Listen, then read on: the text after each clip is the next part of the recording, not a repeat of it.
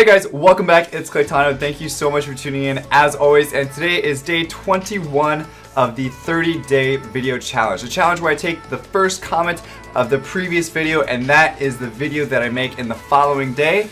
And on the last video, Fresh C said to do a JUNO damage testing video, and that is what we got for you today. So as you can see, I have it built crit rate and crit damage based.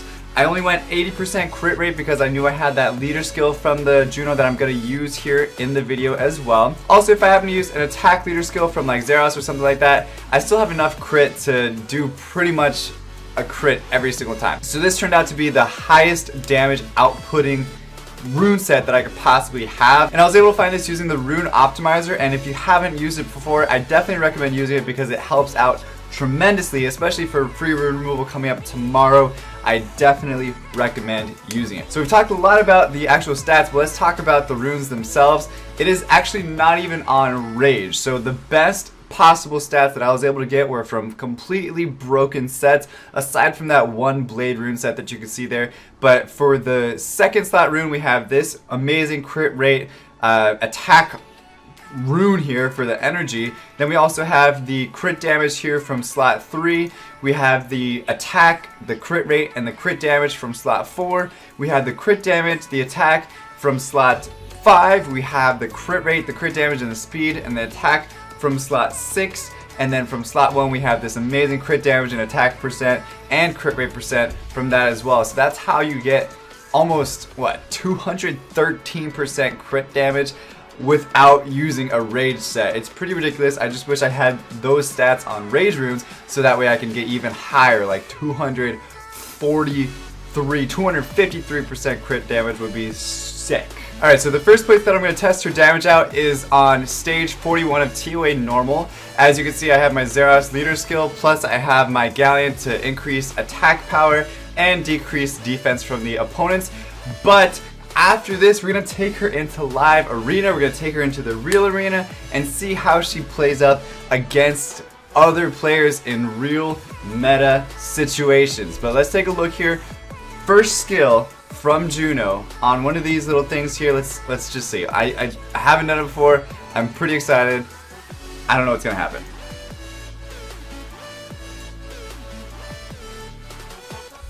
Wow, that was actually 13,000 times 3. 13,000. That's 13, 26, 39,000 damage. Are you kidding me? So compared, let's just compare it to Zeros here real quick. 39,000. She did more than Zeros did on her first skill. That's ridiculous. She did more than Zeros. Okay, Zeros isn't ruined with as much crit damage and attack power as, you know, JUNO is right now, but still, that's insane that her multipliers can still boost her up higher than it is with Zeros. Alright, but let's just see real quick what she does with full attack power. Same thing, same setup and everything with skill 2 here. Let's just see. Do it. 30,000. 30,000. That that's actually pretty good. Okay, let's go into real-time arena and see what we can do there. Alright, so I went ahead and first picked Orion here. They picked Bernard and Galleon. I want to go ahead and make sure that I have a defense break plus some sort of like tanky damage. So I'm going to go ahead and put a Camilla and the Moon in here as well. And I think those two monsters would be good here in RTA. And then I think the next monsters I'm probably going to go with, of course, JUNO needs to be in there, but I think I'm going to go with also either the Chassoon or the Wind Monkey King. But it looks like here he's going fully Tordin mode, and I'm going to go with that with a, let's see here, I'm going to also go with the Wind Monkey King. Okay, so let's see what happens here. He's probably going to get rid of my Orion, unfortunately, but I still want enough, you know, damage, or I have a defense break from 2 different monsters here. So I'm always going to have a defense break so that JUNO can do some substantial damage. I want to get rid of the Galleon though, because that's where his main damage output is coming from. Daphne and the Siga aren't going to do much without the Galleon. However, if Galleon stays, it doesn't matter. If he gets off his first team, it's going to be real tough for me to get back into the game using that. So I want to go ahead and use my crit rate leader skill.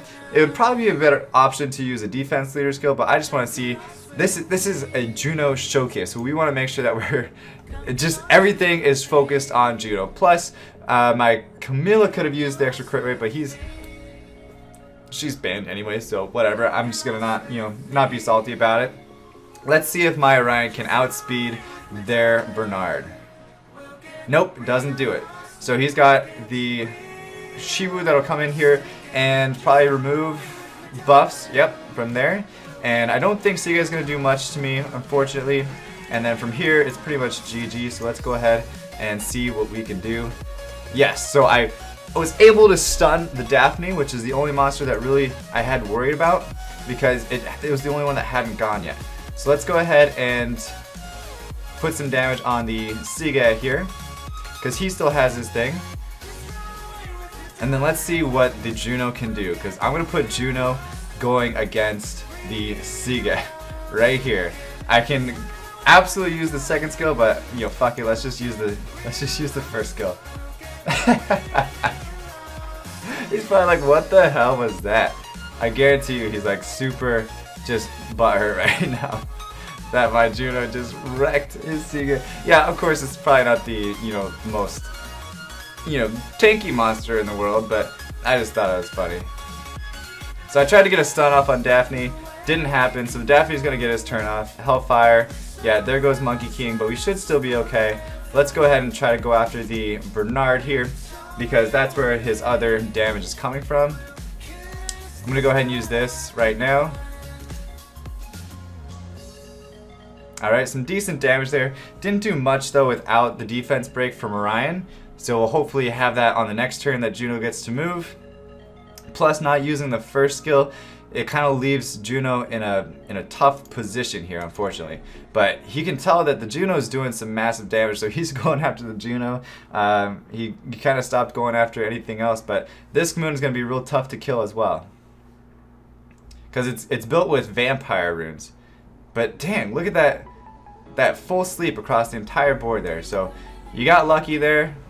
Was able to sleep me, everybody except Orion. Orion didn't get a bounce. That's alright. And then here comes Daphne. Daphne's going to come in and use his first skill. Also, I'm pretty sure you got a nice little crit there against my Daphne, or against my Orion here. Alright, so let's go ahead and hope that we can stun some people. Yep, we were able to stun the Daphne, which is the perfect one that we wanted to stun. I don't think Kamoon is really good in RTA because of the HP decrease, but we'll see what happens here. Alright, so I'm going to go ahead and try to kill some of this Bernard here. The Bernard is definitely doing a lot of messery with my team here. So he's almost down, but I'm going to go ahead and kill the Bernard. Bernard's down. Let's go ahead and stun the Daphne again, hopefully. Okay, so we stunned the Chiwu instead, but here we go with the defense broken Daphne one shot. Oh yeah! One shot to Daphne. Well, 22 points for that. That's what happens when you don't play RTA. Alright, so let's go ahead and take a look at JUNO in real arena. So real arena, not RTA. Alright, so I was able to find this arena team that I think JUNO will do a decent job at. I went ahead and brought some other tanky monsters like Chasun for the support, again Orion, and then I brought Theomars to help out with the other monsters like Ritesh, Ariel, and whatever else. So let's go ahead and just see what happens here. And if I win, I win. If I don't, I don't. But I really just want to see the damage that she can do in arena because she's been doing some pretty good damage. I would say about it was 21,000 damage in the RTA. So that was pretty impressive from my perspective, at least. I thought it was pretty good for a damaged JUNO, and he might not have been expecting that, but I still thought it was fun. All right, let's speed this bad boy up here because we're not gonna have to worry about this. I'm gonna go after the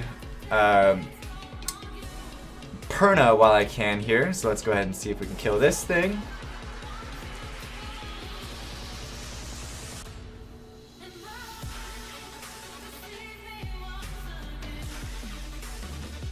Alright, so that's why I brought my Chasun, was so that way it can take most of the damage from the Perna here. And now we have Predict Future. Missed a lot of it though, unfortunately. Wasn't able to hit it on the specific monster that I'm trying to kill right now. And of course the aerial is going to go after the JUNO, but JUNO still seems to be pretty tanky even though she's built on full damage. Still able to withstand a lot of hits there. Of course, you know, aerial is not too much of a damage dealer, but even still with the Ritesh there, you know, it's doing better than I was expecting. So now we got finally a chance to get a full Orion off, you know, stun some people, defense break some people, and now let's go ahead and see what we can do with no defense break. Alright, so we weren't able to officially kill it, but let's go ahead and just finish it off here because we want to make sure that the Perna dies as soon as possible. Alright, so we lucked out just barely because of the Theomars here just barely skating away with the skin of his life. We'll go ahead and boost the attack power, and we're gonna just go full on YOLO mode against the Perna here. Let's take a look at what the damage does. Almost one-shot it. It almost went. That Perna is really tanky though. As you guys can see, the Villagewell here with the 50% HP boost, if that wasn't there, that Perna would have been gone though. That 30,000 damage for sure, that thing was dead. That thing was gone. You know what I'm saying?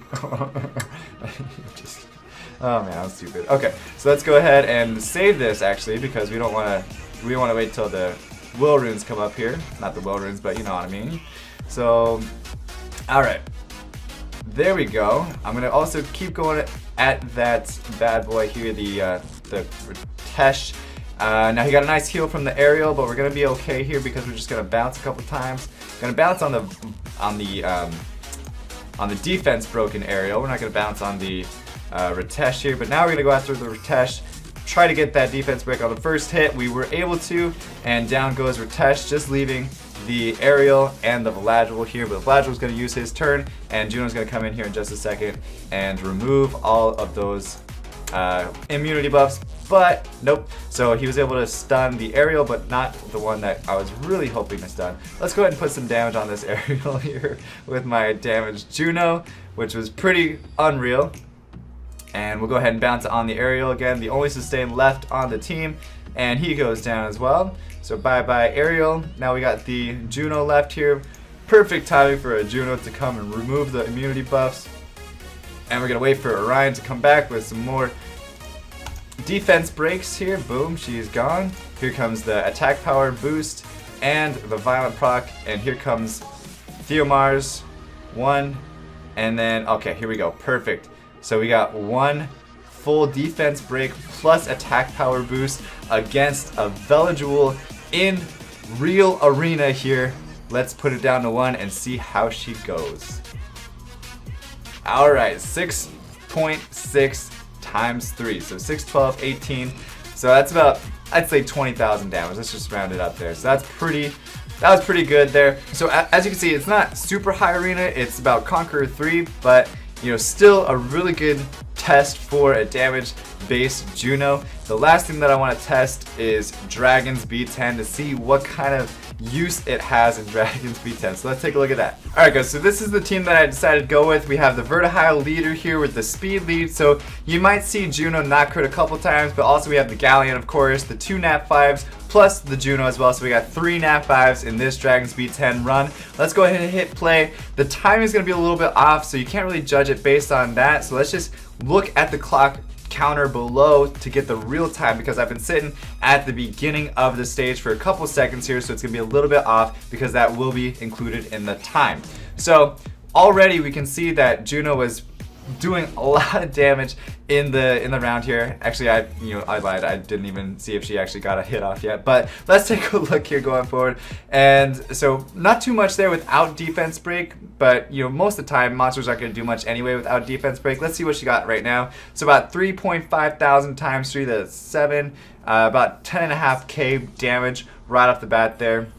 But now we have the attack bar boost. So let's see what she does here with the attack bar boost, or attack power boost. So 7k, you saw that she missed a crit there. 7k, so 740, 21,000 damage on that. And here we go with the final boss now. Let's take a look here, see if she can, you know, just wreck this boss here. I really want to make sure that she's not using her second skill until the boss gets the immunity. So not Zeros, but Verad was able to lower the attack bar on the crystal over there for the immunity buff. So we should be okay here with this run. And let's just go ahead and see. We got one more strike here. Okay, another 9,000. So that's really, that's pretty legit damage. I'm not gonna lie. That was pretty legit damage here. And let's see what the times are for the run. 1:47. Again, so I don't know exactly how much it was until I review the video back to see exactly how much time it took. But that was a really solid run there, especially having that JUNO in play as well. You could really see how you could potentially use a damage-based JUNO if you're struggling with your Dragon's B10 team, because if we didn't have the Varad, you could have still seen it remove that immunity and move on throughout the rest of the match. But aside from that, guys, I hope you enjoyed this episode of damage testing for JUNO. She is super OP. You can be built so many different ways. I'm burping right now because I had this huge 2-liter of Sierra Mist as well. Hit that up like if you like Sierra Mist. But as always, guys, thank you so much for watching. As always, stay soupy, don't be potatoes, and I'll see you guys in tomorrow's video, whatever that may be. Bye-bye.